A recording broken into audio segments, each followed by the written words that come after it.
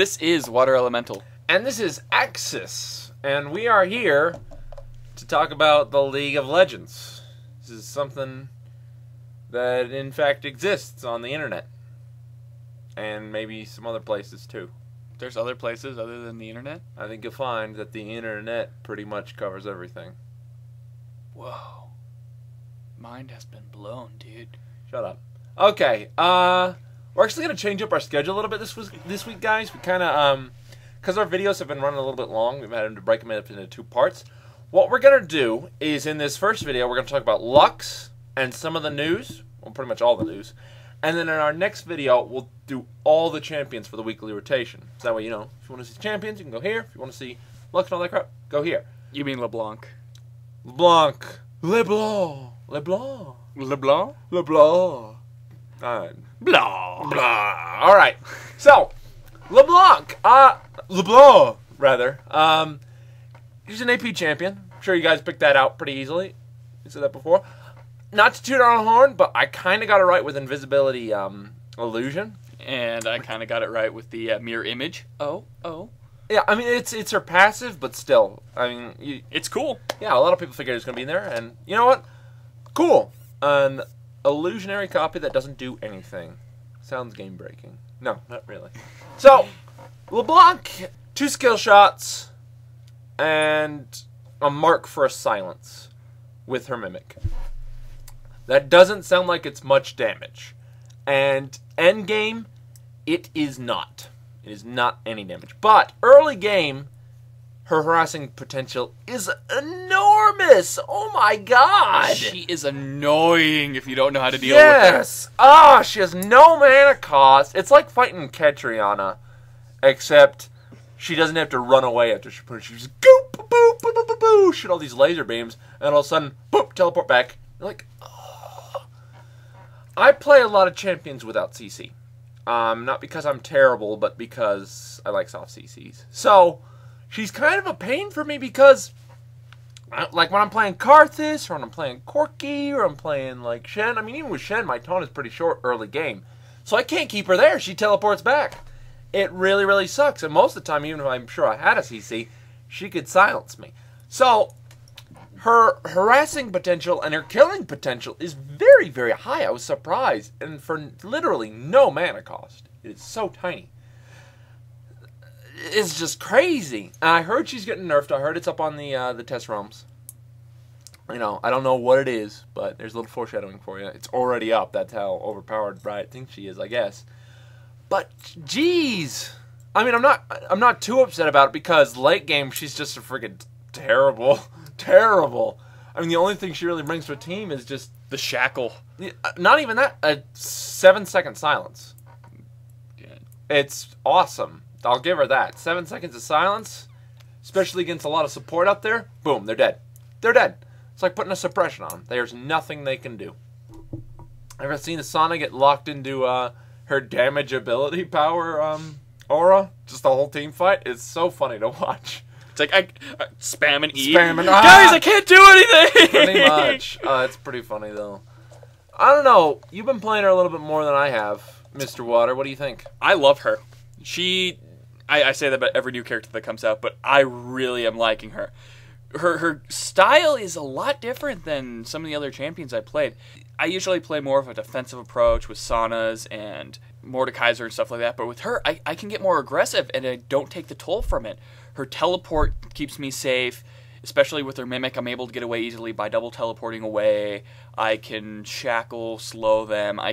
It's great because she has so many options, especially with that Mimic, which is one of the most awesome ults I've seen in a while, especially since it mimics and doubles the damage of the less ability you use, so you have to time it right to deal massive amounts of damage. Yeah, she has a lot of burst potential. I'll give her that, but I don't know, how are her AP ratios? They're surprisingly low compared to most other champions. Makes sense. I mean, they're skill shots, so you think they would be high, but the blink I can understand why it would be low. Because it just... But the shackle is a double dip, so it would be low as well, but you get the 1-2 punch on that one. Yeah.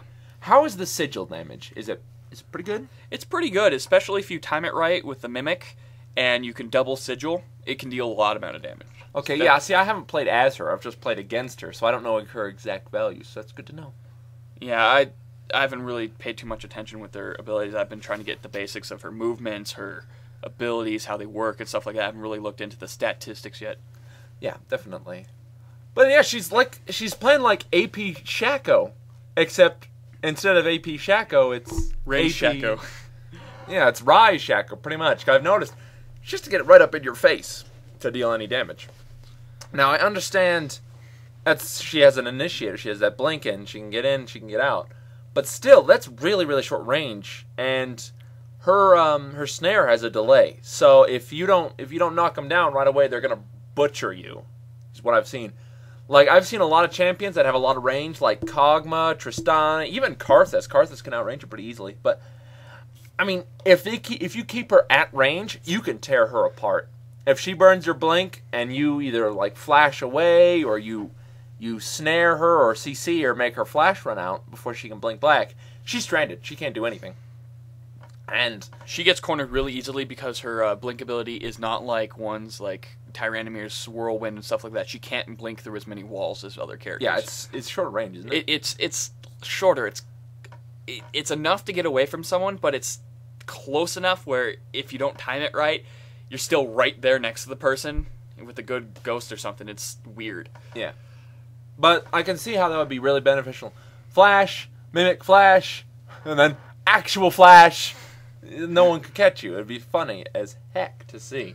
It's like, oh, look at him go. Cross the map in 5 seconds. It'll be like old school Shaco. You're just like, oh, a blink, I'm gone. Nope, sorry. Oh, you have oracles? Too bad. I'm gone. Oh, Twisted Fate, just going to teleport out of the way. Where'd he go? Really, she can get out of most situations very, very well, which is good to counter her ganking, but because of all her damage is single target. All of it, except for her flash is a small AoE. It's alright. So that's the only AoE damage she has, and she has to put herself right in the face of the enemies to do that AoE. So, her team fight utility is crap. And you can say that about most assassins, so I'm not saying that it's terrible. It's kind of the way assassins her role isn't for AoE, so you want to kind of build with her. Yeah, but because she has a double flash, she can get in behind the enemy, take out their support, silence their tank, whatever. So she kind of is helpful in that regard, but she has to be very, very careful, because if she wants to keep that support locked down, she has to use her Mimic on the Sigil and not her Flash, which will limit her escape options, which is why you want to be packing Ghost or maybe Flash. Yeah, and I've seen a few builds. I was playing with a couple of people on the enemy team that were actually using Sunfire Cape with her, which kind of makes sense since she jumps into the fray a lot. Having that extra magic damage kind of pumping out from the side seemed good, but I don't know if that's actually viable or they were just trying it out. Well, one thing actually that actually kind of interests me, I don't know if you guys have seen this, if you've played with it at all, but I know her illusion, that when she drops above 40%, is temporary, very short duration, but I wonder if they haven't changed it to the way they changed Shaco's illusion, where that Sunfire actually deals damage. I have not actually realized that. I did not So know. yeah, if you guys test that out, and if it does work, I mean, if you're playing around with some friends to see if it works, let us know. I'd be happy to hear about that, so we could say, oh, hey, there's something you can do. Because her illusion can be controlled like Mr. Tibbers and the Children of the Grave with the Alt key. Alt, and then moving them around left. If that's the case, you can have it chase and deal some damage to minions while you're running away. Yeah, that's one of the things I've noticed about a lot of the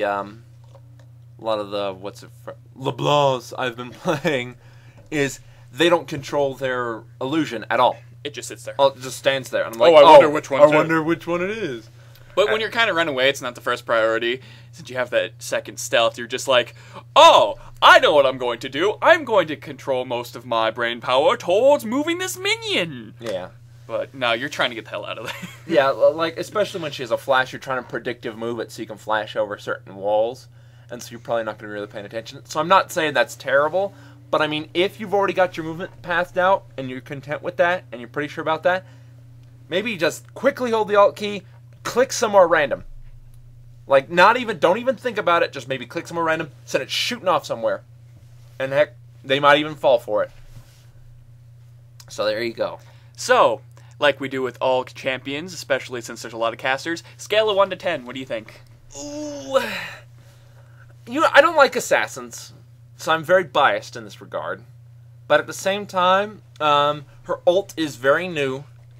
It's a cool concept that they did, and I don't know. That's really the only thing she brings. The Sigil of Silence is kind of a cool idea, but they did the little mark and then deal damage to it, kind of with Lux already, which makes me eh. And then the shackles essentially 1/5 of Morgana's ult, so it's like eh. And her flash is cool, so I'll give her that. She has 2 cool abilities, and her passive is new, so I'll give her a 7 out of 10, just because she's interesting, not because she's fantastic, but because it's a unique play style, and I think having fun with a champion is a lot more important than how they play out. And I'm not saying that because I'm terrible. I'm just saying that because I like to play games for fun. Yeah, I would say I'd give her an 8 because she does bring new stuff to the table. The mimic ability is unique, creative, makes a little bit more realization of how you're going to do your rotation. And it's funny because, you know, you have the mimic and you can have that thing walk around, and people sometimes are stupid enough not to realize that the one standing there is not you. So, 8 out of 10 for me. And she's definitely, out of the 4 casters that came out this time around, I'm saying she's probably the funnest I've played, since I played all 4 of them. Well, there you go. There's our, there's... LeBlanc. LeBlanc! LeBlanc! We don't get to say that for another 2 weeks. Yeah, we don't say it for a while. So, we're going to go over the news real quick, and that'll be it for this video, I think. The first thing we got was the new skins. Soroka, pre-curse. She's like, oh, hey, I'm not so horny anymore. And we're like, oh. And they're like, oh. I'd tap it. At first I was all, oh. And then I was all, oh. You know. But, yeah. So, there's something, you know, another cleavage-based champion. That's good. Lore skin. Yeah. Lore skin is enough for skin. Yeah. It's actually quite stunning. Nasus. Very cool Nasus skin. I'm glad they kind of gave him the Amamu treatment. Like, early on they gave Amamu a really sweet skin. So I'm glad they gave Nasus a skin that kind of is similar theme, because they're both from the same area. And it actually kind of matches his voice a bit better. So I'm happy with that skin. It looks very, very sweet. So if you're looking to pick up a skin for Nasus... Nasus always has some pretty cool skins. Nasus. Galactic Nasus is kind of boring. Not to burst your bubble. But the picture looks cool. Yeah. And then... Greek mythos, Perseus Pantheon. Another Pantheon skin that looks exactly like all the other Pantheon skins. Yay! Yay! But it's a different shade of blue. Yay! Alright. And then we have the 2 LeBlanc skins, Cruella de Vil and Prestigious. Eh. They didn't tickle my whiskers like any of the previous skins that came out with them. Killed 2 for matching claws. See my vest. See my vest. See my vest. No, and besides the skins, it's really just been patch notes, and then the Harrowing map replacing the winter map, which is cool. I mean, I didn't really like the winter map; it was kind of dull, but we'll see. Maybe they'll redo it for this Christmas, and it'll be cool. We'll see. More snowmans running around, and oh yeah, they could put some more hidden secrets like they did in that was really cool. So the Harrowing map trumps it, pretty much every way. Oh, I love the Harrowing map. I always get distracted with the Easter egg in the corner. I always look at them like, I wish they were in game, but they're not in game. But wish they were. And then finally, battle training. This is an intermediate game type between your tutorial and your actual games. A lot of people might say, well, hey, just play a practice game with bots. Well, that only helps so much. This is actually a practice game with bots, with, slightly tweaked AI, and it gives you objectives and tips. So that when players play through this, be like, oh, those champions are MIA, or, oh, I need to push this tower and be careful, or, oh, I should probably go get jungle buff, which is good. People go in and they're like, what's MIA? What's this? What's this? Why am I getting killed when I overextend? Why shouldn't I buy 16 maladies? It's silly. Or I guess Malady's kind of okay now. So, why shouldn't I buy 16 wits ends? There we go. Zeals! I need more zeals! I need more zeals! Ah! But it's pretty nice, especially since they teach things like juke and stuff. Well, there you go. Yeah, and I'll be happy to see how that... I might even play around with it, see what kind of tips they have. But that's about it for this first video, folks. This has been Water Elemental. And this is Axis. And I'm telling you that... I don't have time.